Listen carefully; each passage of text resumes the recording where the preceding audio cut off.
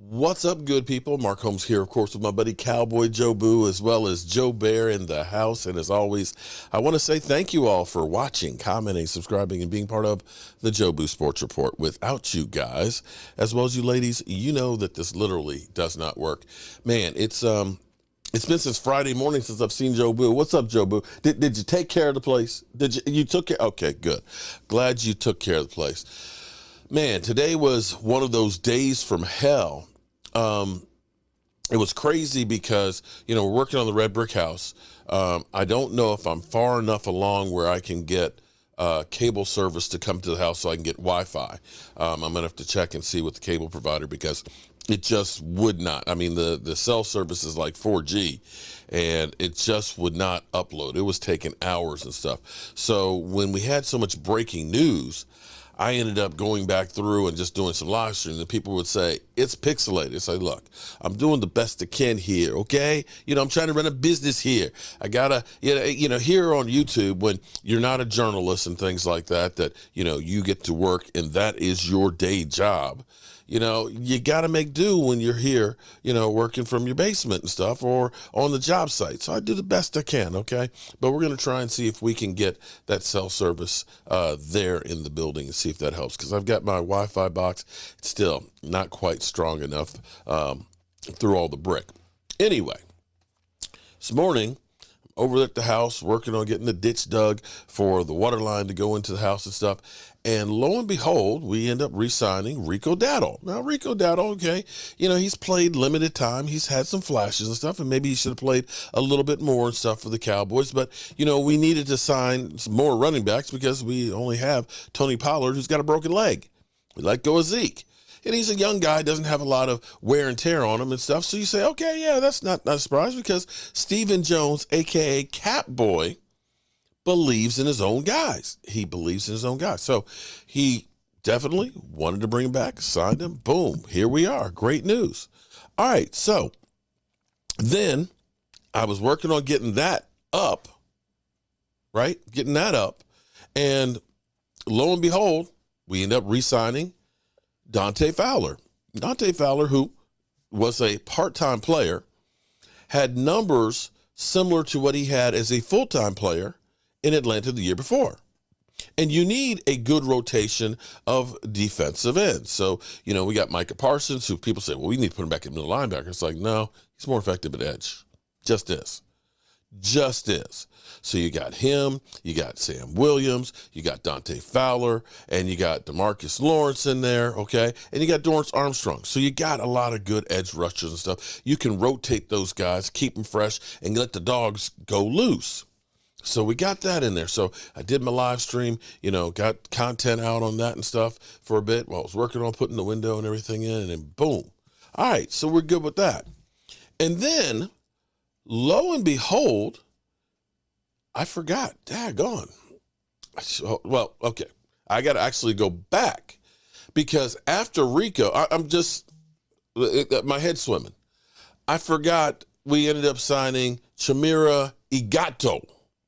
Don't know what I got for Mr. Roboto or Mr. Gato. Igato. Mr. Igato, okay? So we ended up signing Mr. Ogato, depth guy with a little bit of experience and stuff on here, guard tackle. See, look at that. That's how crazy the day has been. That's how crazy it is because I forgot.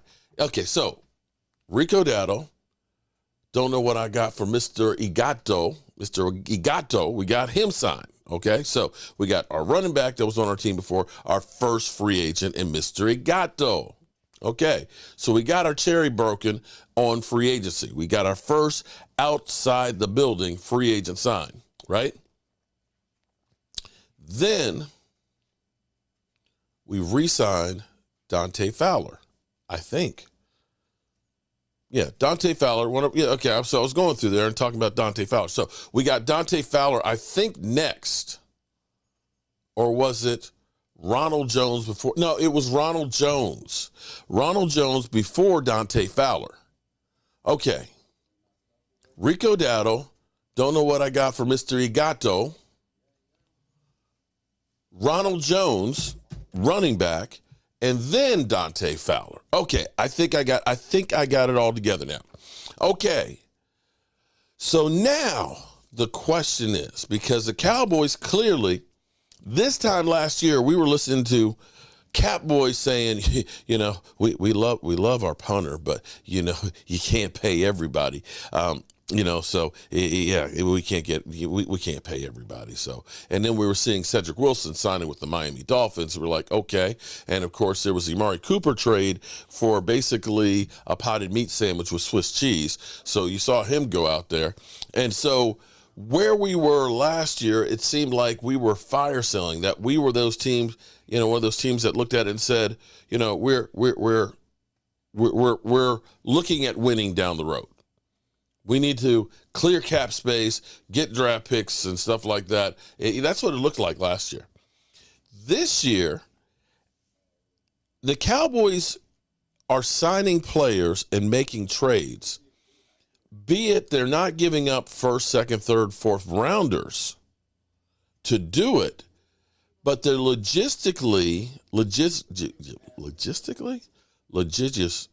okay. They're very careful. I can't get the damn word right.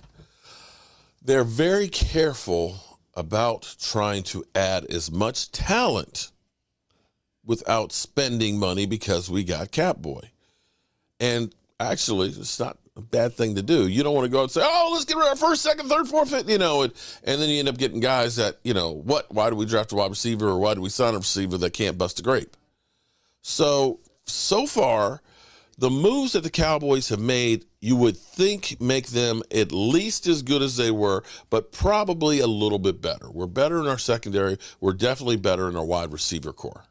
I don't know if our offensive line's any better or not with, you know, don't know what I got for Mr. Igato or not. I'm still concerned about the offensive line.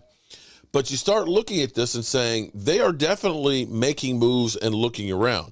And don't be surprised if we see somebody like a Bobby Wagner or something. At this point, it would not surprise me. And it wouldn't surprise me even with Odell Beckham Jr., because the longer it goes for Odell, the lower the price goes. And so now you start thinking, okay, nobody signed him yet. You know, he's kind of like calling the hey, Giants, you know, tell your GM to give me a call. They're not beating down his door. Now, I still don't want to eat crow having Odell Beckham Jr., but, you know, that wouldn't surprise me, because it feels like the Cowboys are trying to go all in without risking everything. You follow what I'm saying? They're trying to actually amass talent without having the long-term ramifications. That's why you get a deal, Ronald Jones, that's a one-year deal. That's where you get, you know, Mr. Igato, a one-year deal, and so on. That you got your guy, you got him for 1 year. If it doesn't work out, you can let him go. Or if they play really, really well and they end up getting a great contract elsewhere, maybe you get a compensatory pick. And you can take the compensatory pick and maybe trade it for Stephon Gilmore. It could happen. So I'm not the only one that's asking if the Cowboys are all in or not. Trey Wingo is actually saying the same thing. And by the way, it's actually really nice to be back in my studio, because I miss my toys. I miss my stuff here. Let's go to the tape. Look, whether you want to believe it or not, it's true. The Dallas Cowboys create a lot of eyeballs. They're the teams people love to love, and they're the team people loves to hate. So what's going on with the Cowboys as they get ready for 2023? Ari, big moves for the Cowboys have been Stephon Gilmore and then obviously making the trade for Brandon Cooks. What do you think this does in terms of their team building and how successful this offense can be? Well, I think going back to last year when they traded Amari Cooper for a fifth-round pick, they just completely misjudged the market about where the wide receivers were going. They thought $20 million for a receiver was too expensive, and eventually a few weeks later, we see receivers going for $25 and $30 million per year. So we saw the entire year they needed a number 2 wide receiver, and trading for Brandon Cooks, who they talked to Houston before the trade deadline about, was a very logical fit, and they were finally able to get that done here the other day. Basically trade 2 late-round picks to bring in Brandon Cooks to be side-by-side with CeeDee Lamb, make Michael Gallup a wide receiver 3 again, which is probably what is better for him. Stephon Gilmore, I mean, adding another veteran corner to go alongside with Trevon Diggs.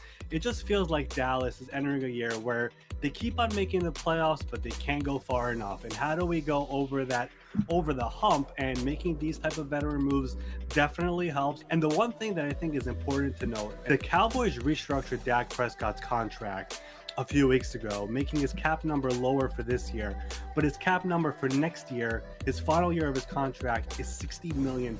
So it's 59. Because he can't be tagged after that contract expires, they have to do a new deal next year, and Dak knows he has all the leverage. So I think Dallas is going all in this year with Dak on a lower cap number, try to bring in as many veterans as possible, trade these late round picks, bring in proven veterans, sign more free agents. I would not be surprised to keep on making more moves now, knowing that Philadelphia lost a bunch of players and so on, that they try to go all out this year to try to win while Dak's cap number is still low. Wow. Okay, that's funny because we've heard about Dak Prescott and his cap number and stuff. We never hear about Dak Prescott's cap number being low. But let's be clear here. They have another voidable year that they can go ahead and kick that thing down the road. So it's not exactly the be-all, end-all, but it would behoove them, because they could go ahead and get even more all-in this year if they were going to end up putting extension on his contract. So we'll see what happens. But, if you're a Cowboy fan, you have to at least be excited to say they're trying. I don't know if it'll succeed or not, but at least they're trying. I'm Mark Holmes, and, well, it's nice to be back here, and I'll see you soon. Mark Holmes here, and as always, I want to thank you all for watching, commenting, subscribing, and being part of the Joe Boo Sports Report.